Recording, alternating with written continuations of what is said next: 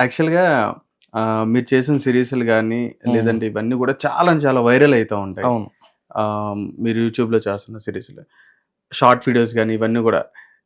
చాలామంది ఎలా అంటే షార్ట్ వీడియో చూసారంటే ఖచ్చితంగా ఫుల్ వీడియోకెళ్ళి ఖచ్చితంగా ఆ సీరీస్, ఆ ఎపిసోడ్ చూడడానికి ట్రై యాక్చువల్‌గా చేస్తారు. ఆ క్రెడిట్ మొత్తం నాది కాదండి. మా డైరెక్టర్‌ది, మా తమాడా మీడియా వాళ్ళది. అంటే హ్మ్. మా తమాడా మీడియా వాళ్ళు చెప్పిన కంటెంట్‌నే మా డైరెక్టర్ రాసి నాతో చేపిస్తాడు. హ్మ్. నేను జస్ట్ అంత యాక్టింగ్ మాత్రమే చేస్తాను. హ్మ్.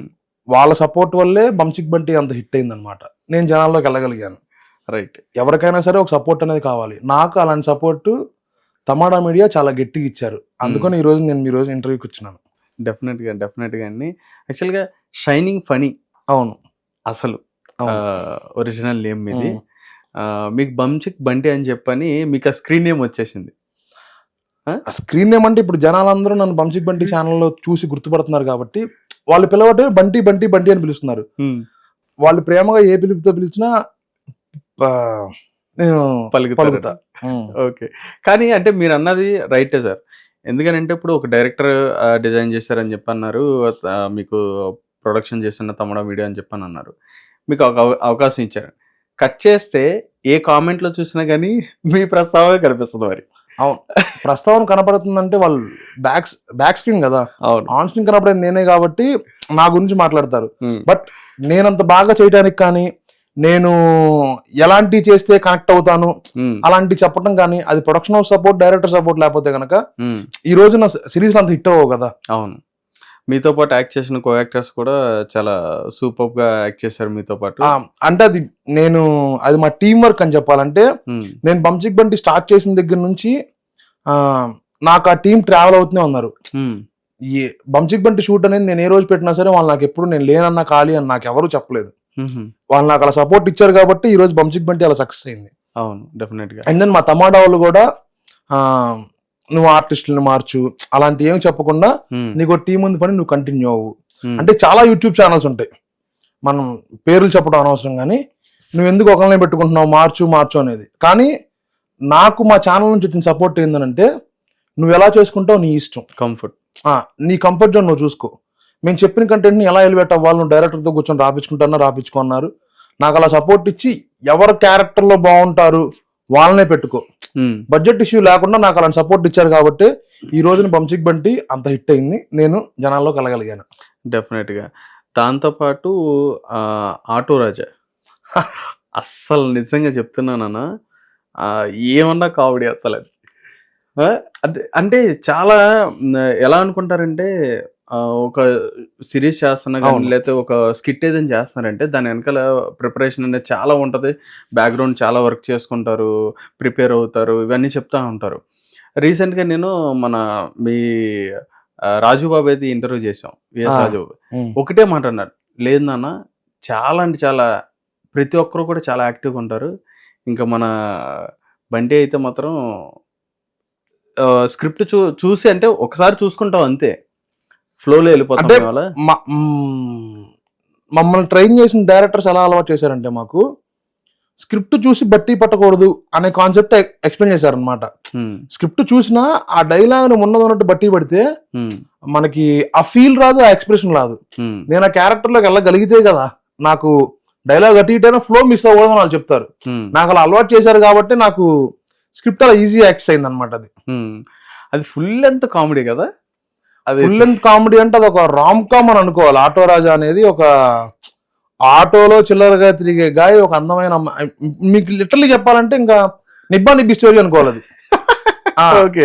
అది హిట్ అయిద్దో హిట్ అవ్వదో అన్న డౌట్ తోనే చేసాం. తమాడా మీడియా వాళ్ళు మాకు అప్పుడు ఏమన్నారు అని అంటే, నీ ఇష్టం పని, హిట్ అయితే వ్యూస్ వస్తాయి, హిట్ రాకపోతే వ్యూస్ రావు, నెక్స్ట్ కంటెంట్ మార్చుకో. ఆ రోజు నాకు అలా సపోర్ట్ ఇచ్చి వాళ్ళు చేయమన్నారు కాబట్టి ఆటో రాజా అనే షార్ట్ సిరీస్ వచ్చింది. అసలు సూపర్, అది సూపర్. రైట్, మీ సిరీస్ల గురించి మాట్లాడుకుంటే కనుక చాలా మా ఇంట్లో కూడా చాలా మంది ఫ్యాన్స్ ఉన్నారు, అదేవిధంగా చాలా మంది చూస్తున్నారు.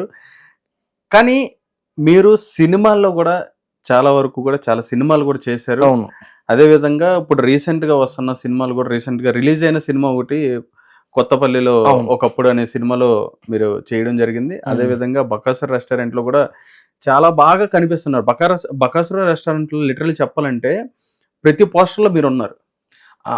అది క్రెడిట్ నాది కాదండి, వాస్తవానికి డైరెక్టర్ది. ఎందుకనంటే ఒక కొత్త అతను, అంటే కొత్త అతను ఇన్ ద సెన్స్ సినిమా నుంచి జనానికి తెలియని వ్యక్తిని పెట్టుకొని చెయ్యాలి అనేది ఆ డైరెక్టర్ ఆర్డర్ తీసుకొని కాషన్ తీసుకొని నన్ను పెట్టుకున్నాడు కాబట్టి బకాసు రెస్టారెంట్ నేను మిమ్మల్ని అంత బాగా కనపడగలిగాను. అవునంటారా? ఆ సినిమా చూస్తే కూడా మీరు అందరూ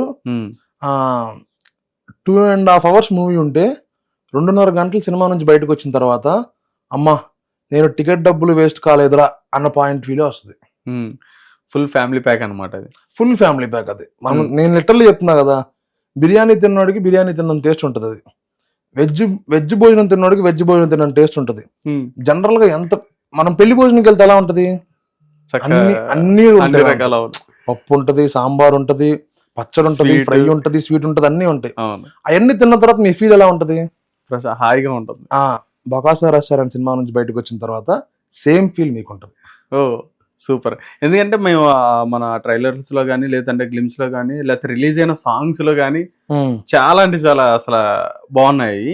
ఇంకోటి మీతో పాటు యాక్ట్ చేసిన కో యాక్టర్స్ కూడా వాళ్ళు కూడా కొత్త వాళ్ళు కాదు, కానీ మీరు అన్నట్టుగానే సినిమాకి ఒక మంచి ఆర్టిస్ట్ ని పరిచయం చేయాలి.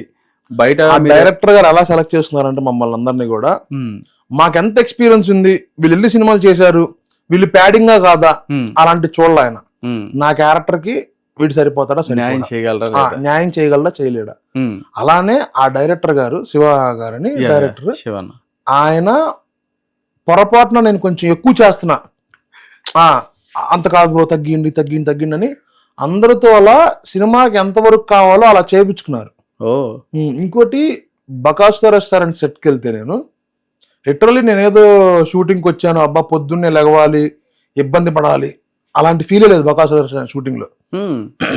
చాలా ఫ్రెండ్లీ నేచర్ ఉంటుంది అక్కడ. అదేదో మనం సరదాగా పిక్నిక్ వెళ్ళాం. డిఓపి బాల సరస్వతి గారు నాకు బాగా తెలుసు, శివాబ్రో అంతే ఫ్రెండ్లీగా ఉంటాడు.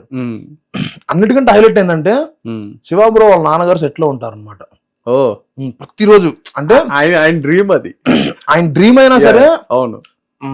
ఒకనొక టైం వచ్చేసరికి మేము నైట్ షూట్స్ కూడా చేసాం, నైట్ ఫ్రమ్ 6 to morning 6 కూడా చేసాం, అలాంటివి కూడా చేసాం. అలాంటి సందర్భాల్లో కొంచెం వయసు పెద్ద ఉన్నోళ్ళు ఎందుకు పంపించేస్తూ ఉంటారు, రెస్ట్ ఇద్దాం ఆలోచనలు ఉంటారు.